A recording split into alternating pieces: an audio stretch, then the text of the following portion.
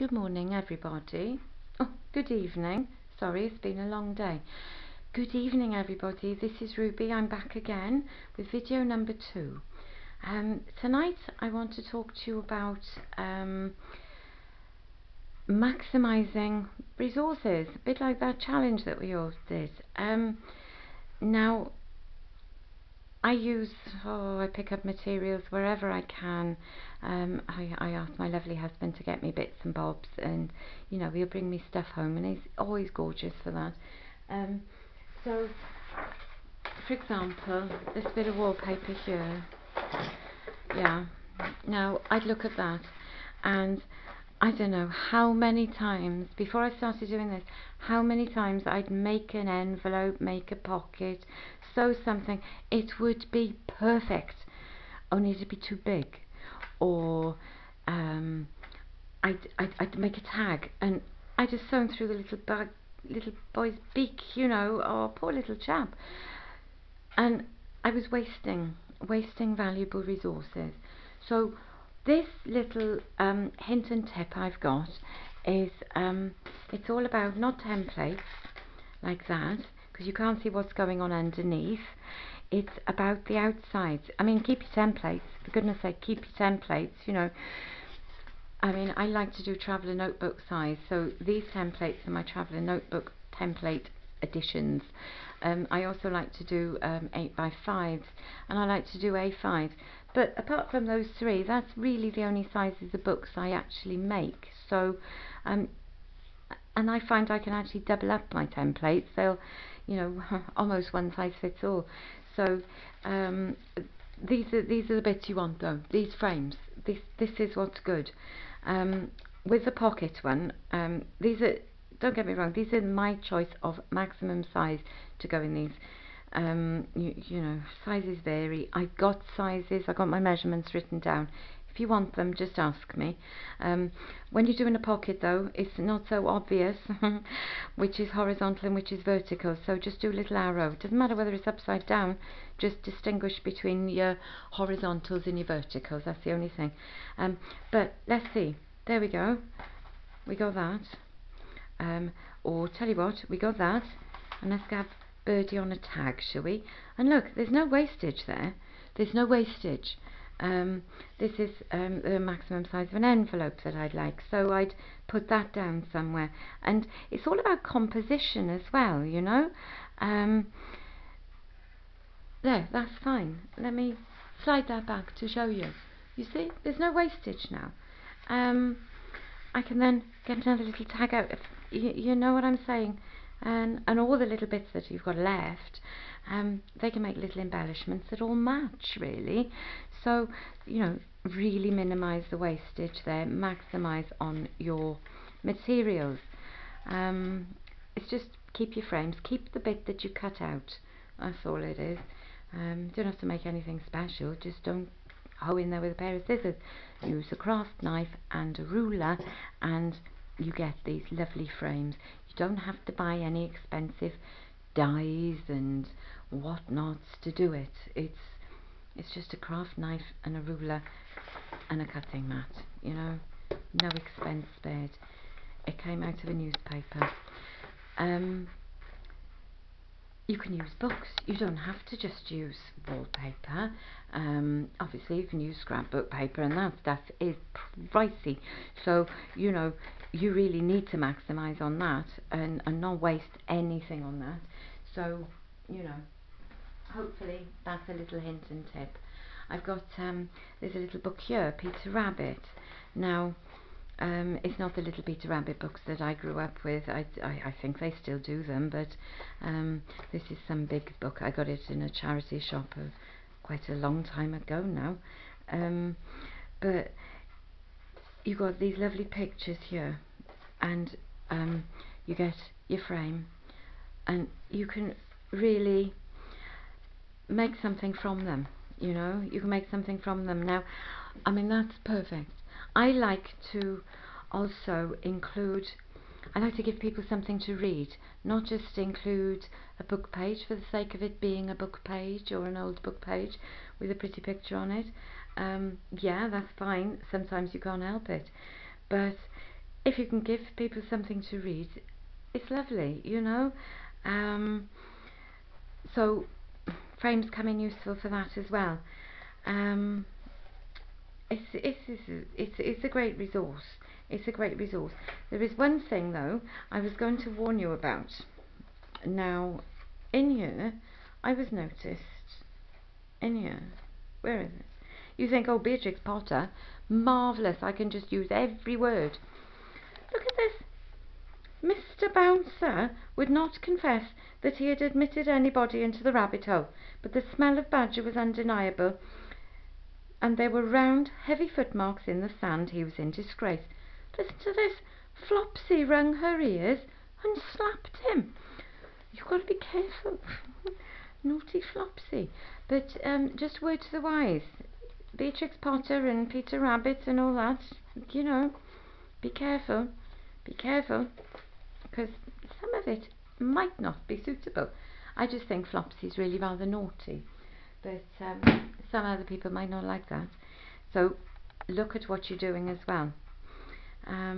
But yeah, why I like to include the words is, you know, if you buy a book, it's full of words. If you buy a picture book, it's full of pictures.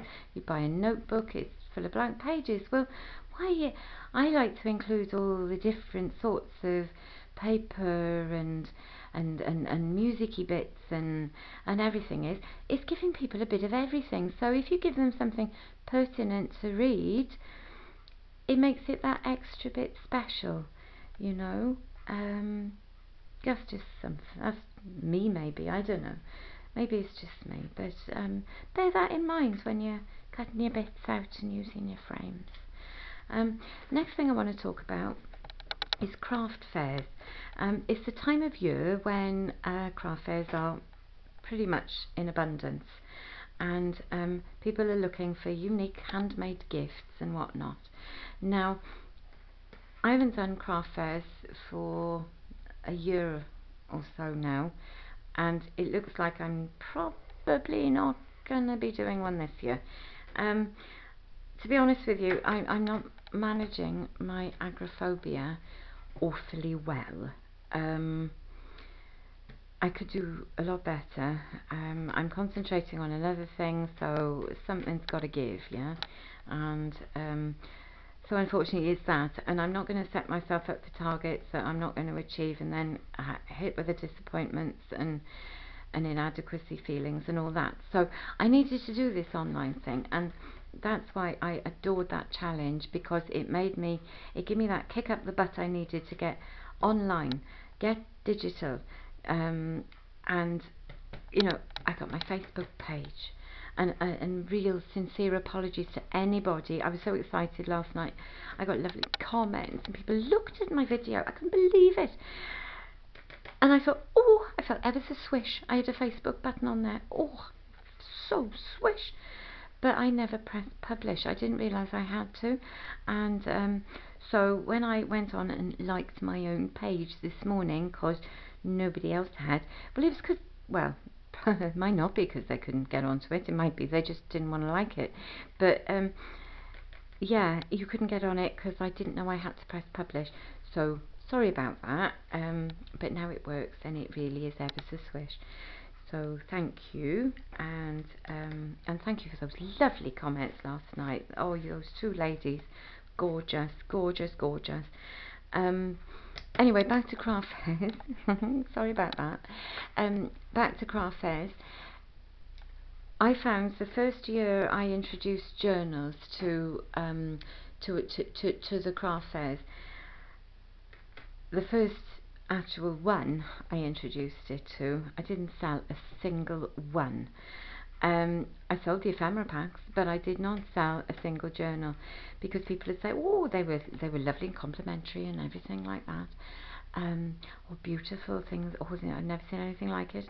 Because don't forget, you know, YouTube community is one thing. Etsy, you know, people know what they're going in for, and they put in their search boxy thing, you know. But if you're in a little village, or you know, when you're in a church, or you're in a village hall, or a town hall or something, you know, not everybody's heard of these things. So people hadn't heard of them, didn't know what they were. And I thought, oh, proud as punch, it's a junk journal. And that was it, shutters down, boom. Oh, I haven't got time for to fill in one of those. And before you could, oh no, you don't have to, you can put photographs in it, you can just, look at the pages, you can do whatever you like, you can stick anything in it, to-do lists, use it as a notebook. They're gone. So, the second time, the second craft fair, I said to them, they're handmade books. And because they are, aren't they? They're handmade books. And they went. And the difference was they were telling me what they could use them for, as though they had to justify why they were going to buy it. And the difference in attitude was phenomenal. So if you've got any journals that are hanging around and aren't being sold, don't call them junk journals, don't call them any form of journal, call them a handmade book. Stand proud, it is a handmade book. And it's made by you, and you'll find that people are more open because they've all heard of a book. Next thing, tags. Christmas time, yeah, stationery everywhere has got Jolly Old Father Christmas on it, or a snowman with a cheeky little smile, or an elf, or a candy cane or something like that. So what about those poor people that have birthdays at Christmas time, have wedding anniversaries at Christmas time, have all sorts of other events at Christmas time, and they can't, get the gift tags? I had tags not intended as gift tags, but intended as going in journals, and I sold those because they weren't Christmas. And I had people coming to me saying they couldn't find, how glorious it was to find gift tags or any form of a tag, without Christmas emblazoned everywhere on it. And I mean, let's face it, it's like rocking horse poo trying to find something at Christmas without Christmas on it. So make sure you go off with plenty of tags, because you will sell those as well, separate to your journal. Make sure they're separate, because people might not have a lot of money for a journal just to get the tags. So make sure you go prepared. That's about it for tonight. I'm going to be doing something tomorrow. I've got so many ideas. I'm going to actually do some flip throughs, because believe you me, I haven't done craft fairs for so long, but I have not stopped making. So I've got journals galore, tags galore, jewellery galore, galore. So I've got lots of flip throughs and shows and whatnots to show you. I will put them on Facebook, because I've got to get it done. And thank you once again, Nick the Booksmith, for kicking my butt. I needed it. Thank you. And one last thing before I go. I haven't said it tonight, did I? But that's sparkly. It's not shiny. No, it's shiny. It's not sparkly, is it? I haven't said it. So here it comes. And don't underestimate wallpaper either. That's another thing. But look at this lovely sparkly wallpaper I've got. I mean, oh my goodness. Look at him. Isn't he beautiful? Oh, can you see the sparkles? Can you see the sparkles? What about that one? Oh, that's loaded, isn't it? Absolutely loaded with it. And look at that one. Oh, sparkly. Absolutely gorgeous. And look at these. Sparkly. Now, good thing is you can tea dye these and they feel delicious. They're like a fabric. They won't crumple or crunch. They are gorgeous. They're wonderful to sew with. Absolutely. They are stonking to sew with. You can tea dye them. The sparkle stays on. Oh, it stays on. It's gorgeous. Again, just, he's so lovely, isn't he? Yeah, you can ink them. You can do anything you like with them. Wallpaper, don't underestimate it. It's a hell of a lot cheaper than scrapbook paper, and you can always get samples, and a little goes a long way. My lovely husband picks me up bits of wallpaper, because obviously I can't, and yeah, it's absolutely, that's marvellous. I wanted to show you the possibilities of that as well. You probably know it all. I'm probably stating the blinking obvious, and I apologise if I am. But if there's any way I can help anybody, you know, if I can just give you measurements, or if you want to see me make something, tell me what you want to see me make. If you want to see me make charms, if you want to see me make paper beads, if you want to see me do, you know, I'll do it, and I will do it as cheaply as possible without compromising on quality as well, because I don't have, I really don't have the funds to be able to do and buy the Tim Holtz pack of this, that and the other, you know. So I make do and mend, and I can be really, really resourceful. So I can show you. I want to share everything I've learnt with you, because what's the point of keeping it selfishly to myself? Stupid me. No, I'm going to share it, because you know, any help. I tell you what, the community on YouTube, excuse me, I'm not gonna get all emotional and weepy or anything, but it's marvelous. It's like, you know, when if you can't go out, you see, it's like you're just popping round to see someone. You can just pop in on their channel and you pop out to see them, or they come and see you, or what have you. But oh, it's marvelous. The online is just, it's amazing. I don't know how I'd manage without it, and I really want to say thank you. And you know, the only way I know how to thank people is to give. And so if I can give you any help, any advice, anything, just let me know. There's a push of a button for Facebook. You can message me. I've popped my email address there.